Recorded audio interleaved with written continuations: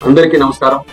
అయ్యప్ప స్వామి భక్తులు ముఖ్యంగా మన దక్షిణాది రాష్ట్రాల నుండి ఈ సమయంలో పెద్ద ఎత్తున మాల ధరించి పవిత్ర దీక్ష చేపట్టి శబరిమల వెళ్లి ఆ స్వామి వారిని దర్శనం చేసుకుంటారు.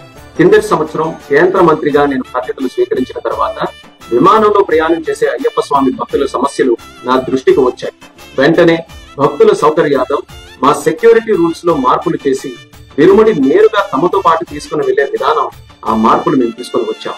ఈ సంవత్సరం కూడా అదే విధంగా అయ్యప్ప స్వామి భక్తులు ప్రయాణం చేసేటప్పుడు వాళ్ళ తాలూకా విరుముడి నేరుగా వాళ్ళతో పాటే ఫ్లైట్ లో తీసుకుని వెళ్లేటటువంటి సౌకర్యం మేము కల్పిస్తున్నాం. ఇది తక్షణం ఈ రోజు నుండి జనవరి 20 తేదీ వరకు అమల్లో ఉంది. అంటే మండలం నుంచి మకర విలక్కు కాలం వరకు కూడా ఈ సౌకర్యం అయ్యప్ప స్వామి భక్తుల్ని దృష్టిలో పెట్టుకొని కల్పించడం జరుగుతుంది. ఈ కూటమి ప్రభుత్వం దేశ ఆచార సాంప్రదాయాలకు, భక్తుల మనోభావాలకు అత్యంత ప్రాధాన్యత ఇస్తుంది. అందుకే ఎవరికి ఇబ్బంది కలగకుండా ఉండాలనే ఆలోచనతో భద్రతా నియమాలు పాటిస్తూ మా మినిస్ట్రీ ఆఫ్ సివిల్ ఏవియేషన్ ద్వారా ఈ నిర్ణయం తీసుకున్నాం.